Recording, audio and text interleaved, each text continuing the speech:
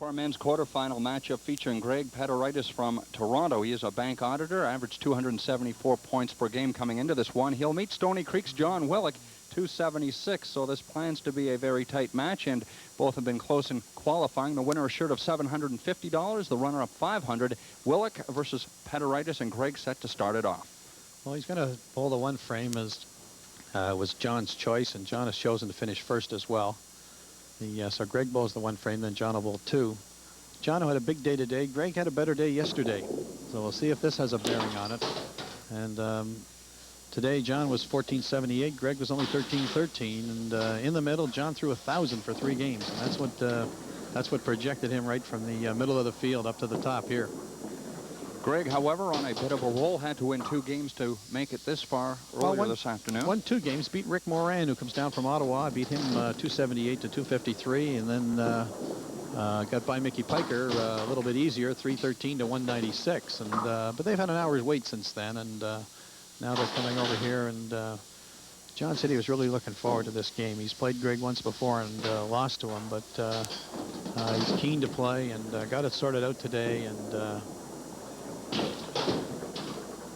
John, a very familiar face at Lucky Strike Lanes in Stony Creek. He is an expediter at DeFasco, 39 years of age, and figures he's been bowling for about 31 of those years. Well, he's done a lot for bowling, and he's done a lot for us. He's quite involved in all the sports. And look, there's that 3-pin shot that people are having so much trouble with, and John gets that one out of the way early and pulls that one off. The men had a little better time with the scoring here this weekend. You know, 27-67 for John, and Mickey Piker 27-61, and 2 scores over 2,800. And the men bowled very well. John, by the way, will be going to St. John's, Newfoundland as well, but in a coaching capacity. In a coaching capacity, picked by the men's tournament team, and that's an honor. That's for sure. And he's done his work. He's done a lot of work with baseball, and certainly relates well with the bowlers. And the men always do well. It's a lot tougher with the men than the National Masters, and it'll be interesting to see. They're bringing up pretty well a new team there. Greg Peteraitis is on it, but the rest of them are pretty new. And as they say here, he's bowling against a fellow he's going to be coaching.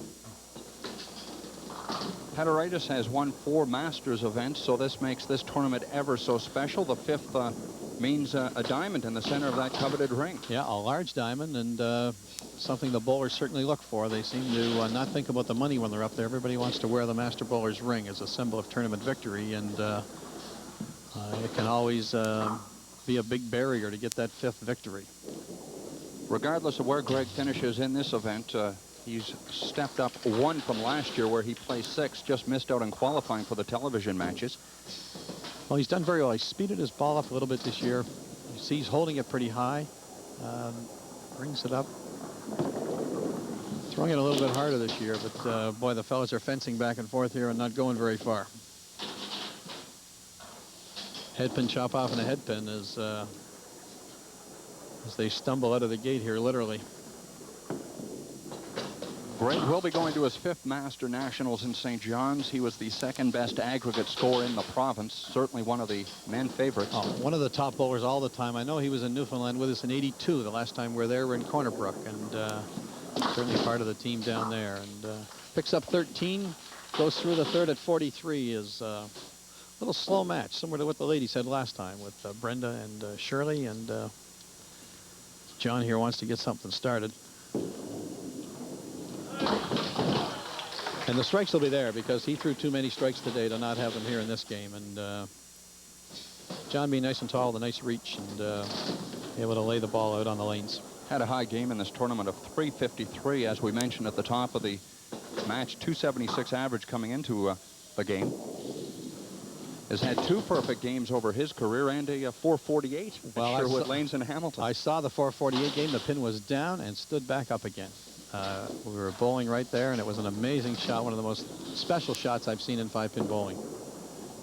It's away with a spare there, 65 through the 3rd, working on a spare in the 4th, and despite the poor score, already sitting with a 22-pin lead, and Greg has already had a 278 and a 313 game. Is lots of action there. Lots of action, and lots of strikes still to come. Playing the ball a little left to right, and Moving it up to headpin, you see John sitting here with a 22-pin lead, but Greg get a chance here. He puts another strike up on the board. The game will be virtually dead even. And he gets it too, and that's that speed that he wanted to put on the ball. That's one thing Greg hadn't been doing over the years. He's been getting into this condition with plastic pins and strings, and he'd been sacrificing maybe 20 pins a game, and so he spent some time, sped his ball up, and has done real well. Well, so far, our best match of the afternoon. That's right, and John's, boy, he's not playing this ball to the head pin a lot. He's gets a poor count there, which is something he didn't want, and Greg's certainly right back in this game. No trouble at all. John's won 2 Masters events, the latest last year at the double knockout in Oshawa. Very good, solid bowler. He's been, say, just solid in all the events. And I think the coaching that he's going to do in Newfoundland is going to be a big plus. He's a real technician of the game. And so you see here, John now wants to put another mark on the board. He wants to hit this head pin. He doesn't want to be missing it here. That's the problem shot. Ooh, that 3-pin dies in front of the corner, and wants to pick up this spare though, and 113 through the 5th, and get a spare here. He'll be okay, barring you know, Greg going on 4 or 5 in a row, and picks this up. Greg comes up, gives us a chance to. One of the things he's done as a hobby is visited bowling centers across Canada.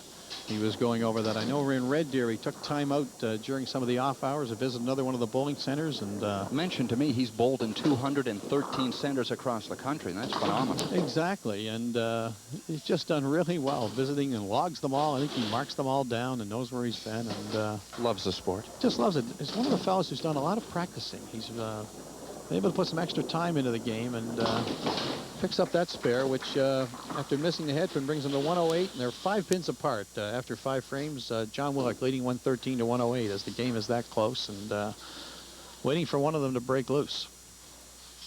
There's the score through 5. John leading 113 to 108, both working on spares, making sure they're on the side here.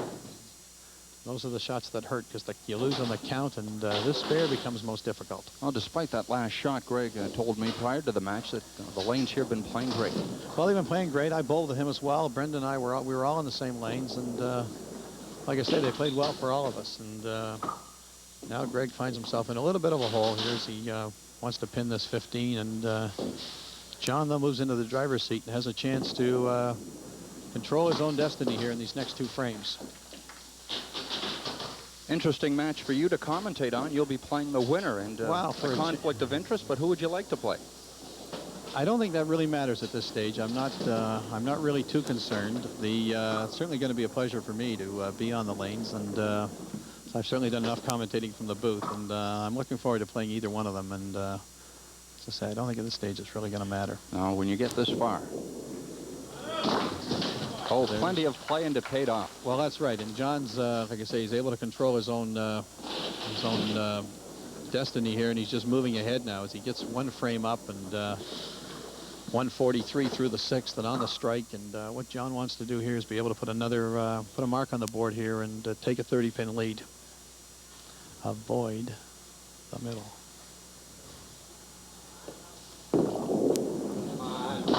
Yeah, he knew it too. Real competitor, John. And gave it a bit of English, verbal right. and physical. Exactly. And now with John wanted to finish first, he's going to be able to do that as Greg's going to go up here and bowl the 8th and 9th frame. He's 143. His maximum's 278. That's still a long way. Greg, of course, part of the gold medal winning team at the Old V Championships in Red Deer. Exactly, and certainly an exciting team. Really bowled well during the championship. They led most of the way, but then as we're doing here now, they had a stepladder final, and the team was able to come through and win there as well. So there's a lot of exciting things going on in 5-pin bowling in the last couple of months, and certainly that championship was one of them. But Greg is in a lot of trouble here as he picks these 2 pins off, taking himself 155 through the 8th. His maximum now is 245. This shot must be a strike. There is no question about it. A spare will not be good enough here at all. This ball's got to be a strike. And it's not a strike, and that just means problems. Even to pick up the spare here, 185, would only bring him to 230, and John's not going to miss getting 230. Right to left, gets it. Gets the spare, but like I say, certainly in a lot of difficulty. 155 through the 8th. John goes up now with 143 in a double. 2 frames still to play, and is just going to salt the tournament away. This is a chance to look at some of the others. Mickey Piker won $400. Rick Moran won 3. Some other scores. Kevin Berg, 26.73. He won 250. Ralph Eckert, one of the local bowlers, 26.63, and another $250. Ralph Malcolm, another local player, won 200. Ernie Tatarin also picking up $200 with 26.48. And John picks up this spare, moves to 208 on a spare, and 1 frame to go. It's all over. Like I say, there's Willock's my man. It'll be Willock and Heeney coming up next. If you look at some of the other scores, Nick Pagniello having a good tournament, 26.40. Dale Strutt, another fellow going to Newfoundland, 26.14. Ian Cameron is going to take over for me here, hopefully for 2 games, with 25.99. Brian Kay, 25.93. Mike Wilson, 25.81. Ron Gilbert from the local area, 25.78. The Canadian Open champion Mike Wood at 25.32. And from Guelph, Norton Sims, the last bowler to cash, with 25.28. Tremendous relationship, you people as well, with the folks at Brunswick. It's worked very well with Brunswick. Harley Perkins, who's now the manager for Canada, and Brunswick have been very supportive. They're having a great year, as he told me. 5 Pins is booming. There's lots going on, lots of new building going on, and Brunswick's part of that. And it's a busy time with conventions. The Bowling Proprietors of Canada convention, the Bowlers convention. The Proprietors of Ontario will be conventioning next week in Niagara Falls. There's June's big convention month, and the industry settles down and reviews some of its yearly activities. Peteraitis, like Lista, not a star in the YBC competition, but certainly have blossomed quite well here. Well, done very well in the adult gang. This is a tough game here. Gets this one out of the way, 193, and with a tough start through that big double in the 4th and 5th, but that was it. So the final score, 258 to 193. John Willock advances against our very own Walter Heeney.